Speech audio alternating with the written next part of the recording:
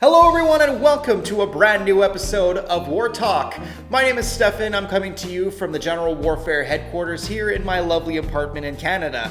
Now, as you noticed in the last little bit, ever since November, December, I've been creating a new video format for the channel called Brewing with 50 Bucks. If you haven't noticed already, it's probably one of the more popular video series I put out in recent years, I should say.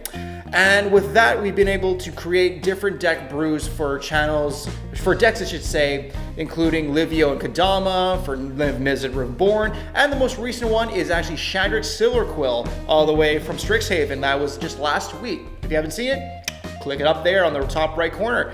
Now, there's one thing I wanted to go over, especially in this War Talk. It's how to effectively build your decks. Now, this is just something I thought of, actually just spur of the moment, and I decided to go on camera and just fill it out for you guys. I have four points on this. Now, this may not apply to everybody. If you already do this, then this doesn't apply to you. However, for most people who are just getting started with decks or don't know how to get started, or don't know where to even start, I should say, might be some helpful pointers for you. All right, everybody. So this is my first tip for you guys, mostly for the preparation stages. When you want to build it, you have to ask yourself, what do I want to build? What's the theme I want to build? What kind of commander do I want to build around? What's my overall strategy? Now, coming from the guy who makes budget brews almost every week for you guys, with a certain limit, especially around $50, you're very limited to the amount of cards you can put in. So for me, I have to be creative. I have to be crafty. So I use a very helpful tool. This is an important website for those who play Commander. If you don't know this site, I'm gonna let you know now, but you really should get on this. This site's called EDH Rec. This is one of the most important tools, especially for Commander players, considering when you're building a deck, you want to get some recommendations, you want to get some good ideas. EDH Rec is perfect for that. So what we're going to do here is, on EDH Rec, I'm going to go to this little button here that says randomize, and I'm going to just click it. And the commander we're using today is Ishai, Ojidai, Dragon Speaker, and Nadir, Agent of Duskaniel. So these are two very different commanders. I'm just going to do a quick on-the-spot deck brew idea for you guys with these two. So this looks like Esper colors. So Esper is black, white, and blue. So Ishai is blue and white. Nadir is black. So we'll start with Ishai. It's a 1/1 for 2 white and blue. That's a legendary bird monk with flying. And whenever an opponent casts a spell, put a +1/+1 counter on Ishai, Ojidai, Dragon Speaker. And Nadir, Agent of the Duskaniel, is a 3/3 for 5 and a black, legendary elf warrior. Whenever a token you control leaves the battlefield, put a +1/+1 counter on Nadir. When Nadir leaves the battlefield, create a number of +1/+1 green elf warrior creature tokens equal to its power. So between these two, they are very contradicting to commanders. One wants you to create a lot of tokens, and the other one wants you to put +1/+1 counters on them. So effectively, is there a way we can turn our tokens into +1/+1 counters? So how I build this roughly is that I would use Ishai as a defense mechanism. Ishai is more defensive commander, I find. You can use them offensively, but considering they only get +1/+1 counters base on your opponent's casting spells, and we don't have a lot in blue, black, or white to give +1/+1 counters, except maybe fabricate or bolster abilities. I would use Ishai as more of a defensive tool, and we'd be focusing on Nadir, creating tokens, having them leave the battlefield and put +1/+1 counters on Nadir. Every time he dies, you create a number of 1/1 green elf warrior tokens. So effectively, we're going to try to see if we can create a number of tokens to swarm our opponents, while using Ishai to counteract any giant threat they may have on the field, and ultimately getting a lot of +1/+1 counters on Ishai. That's how I would build this deck. If you have different thoughts, let me know in the comments down below. But this is a very weird commander pairing. I'm pretty sure I've never seen this pairing before, and considering there's only 2 decks of this commander pairing, it's a very, very, very rare commander pairing. I know I said pairing many, many times in that sentence. It's not redundant, trust me. Now, the next point I'm going to make is you want to look for resources. So resources, and as I mentioned to you, a valuable resource is EDH Rec. Another good resource I personally use from the day-to-day is Tapped Out. So Tapped Out itself, tappedouts.com, is a deck building site where you can see all of your decks, you can see your friends' decks, you can see different deck ideas. So that way, if you don't want to use EDH Rec's recommended cards, you can always use some decks from Tapped Out to give you different ideas on how you want to build different decks and such. But for me, I always like to use EDH Rec as a skeleton, like a starting point, and then I build my own deck based on it. Like, as you see here, Shadrix, this was last week's video, link in the top right-hand corner.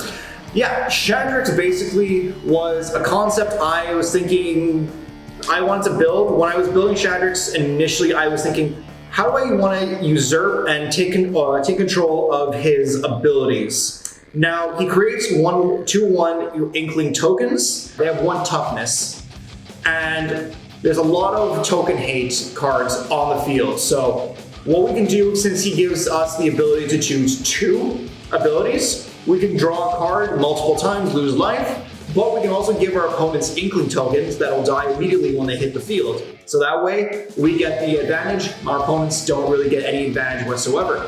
But that being said, that all started off based on EDH Rec. I took some ideas from EDH Rec and then I just filtered it out on my own. Took some cards that I thought were really good for Shadrix, and then from there I just personalized it, created it my own. But for me, Tapped Out also is a really good resource, especially when you're going to want to get other ideas for other decks. I remember getting my Crush list from a deck on Tapped Out, and I already put mention of the inspiration to that deck, but from there, I just took some liberties to add in some different cards to that deck, and I know I need to rebudget it because it's a little over 50 bucks right now. Oops. But nonetheless, Tapped Out is a really good source. MTG Goldfish is a really good source. EDH Rec, obviously. There's a multitude of different resources. If you even find Decklists on Reddit, you can use those as well for a good guide point. Number 3, you want to figure out your ratios. Now, when I say ratios, what I mean is you want to know how much you want to put in your deck that's going to be consistent to your strategy. So, in my case, in Shadrix's case, I need a lot of advantage, I need a lot of token hate cards, and I need ways to get to my combo. I want to put the token hate cards so I know I can consistently get them. I want to put tutor cards in there so I know I can get 1 in 25 chance of getting a tutor. Not the highest, but nonetheless, the most important part of it is we have a consistent draw engine, we have a consistent value engine, we have equipments to basically suit up Shadrix, and if we need to, we have enough removal to clear the board.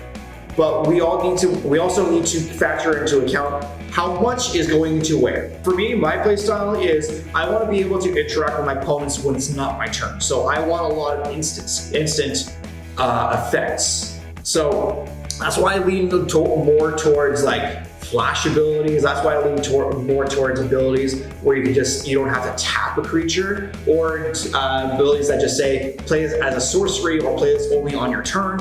I want instant gratification, 1. 2, I want instant speed and interaction with my opponents.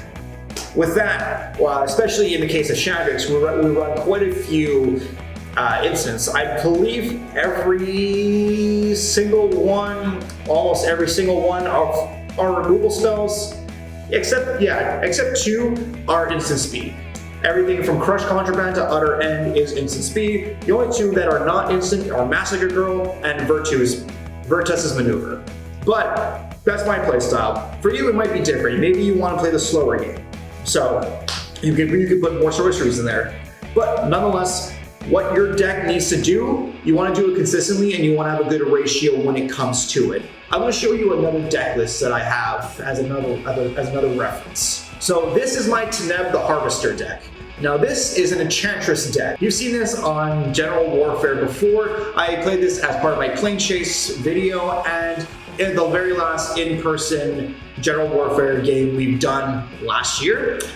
That being said, you see the ratio here of how many enchantments there are in comparison to the rest. Here we have 26 enchantments, we have 34 lands, we have 17 creatures, and we have 11 instants. So, like I mentioned to you, it's all about your ratio. You want to be able to do what you want to do effectively. You want to have a large number of cards that can interact with what you want to do, with your game plan. And you want to make it so everything you're doing correlates to your main strategy of the deck. So in my strategy with Teneb, my strategy is an Enchantress deck, which means I'm playing a lot of enchantments. I want to value off those enchantments, and I want to be able to swing with a giant Teneb and get creatures back from my graveyard or from other people's graveyard to defend myself. The last point I'm going to be making on this is, for the love of God, playtest your decks. Now, when I say this, especially so, there is a helpful feature here on Tapped Out, especially where it says playtest. When you click it, you're given to your preliminary one-person battlefield. You get your seven card hand, and you have your life totals above. This is perfect, especially when you want to just beta test your deck, just see how it flows. If there's a weird flow to it, you want to just tinker around, you want to fix it a little bit. This is where you start, but you're never going to have that experience. You're never going to get the knowledge you need of this deck if it's effective unless you're playing against a real person. Now that's why especially in the last year, or if we just want to beta test our own decks, me and my friends, we use Cockatrice. This channel is not sponsored by Cockatrice. We just use this as a helpful tool for our own deck ideas. We want to use this especially for the continuation of General Warfare going forward until we're able to physically see each other.